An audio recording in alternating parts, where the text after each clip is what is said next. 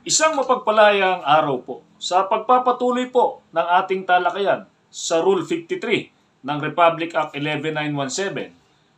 Ito po yung mga bagay na may kinalaman po sa pag-aresto at kung ano po ang mga kaukulang tungkulin ng ating mga security professionals. Ang tatalakayin po natin ngayon ay yung nilalaman naman po ng Section 245. So, ano po ba? Let's say, may mga security, may mga law enforcement officer na pumunta po sa inyong mga pwesto o sa pwesto ng ating mga security professional. Ano po ba ang nilalaman o itinatadhana ng Section 245 ng Republic Act 11917? So, sabi rito, sa Section 245, duty to assist law enforcers.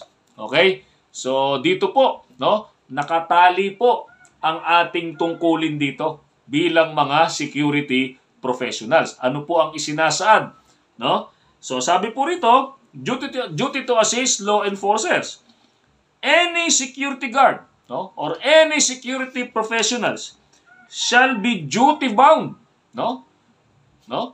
Any security guard shall be duty bound to assist law enforcers or law enforcement officers in the pursuit of their duty when circumstances require, provided it is within the territorial jurisdiction of his or her area of responsibility.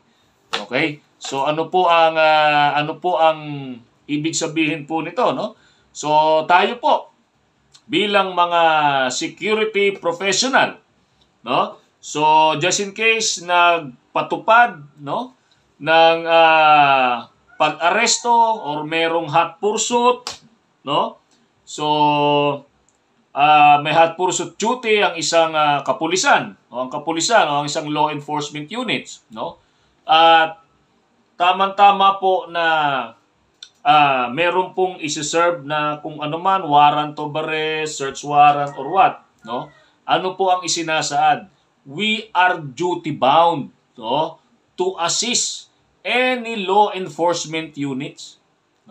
So, duty-bound, ibig sabihin, kaakibat po ng ating trabaho yung pag-assist sa mga law enforcement officers. Pero anong sabi ng batas? Provided that it is within the territorial jurisdiction. Our territorial jurisdiction.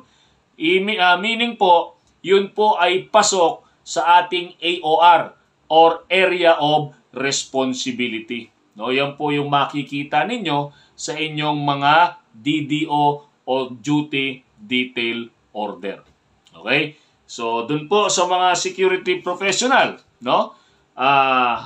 wala po tayong karapatan tumanggi sa ating mga kaibigan sa kapulisan o sa sino mang nagpapatupad ng batas as long as it is within our territorial jurisdiction. Or within our area of responsibility or AOR. So, we are duty-bound to assist them. Okay? In the pursuit of their duty. Okay po? So, muli, marami pong salamat. Stay safe, be alert, and be aware.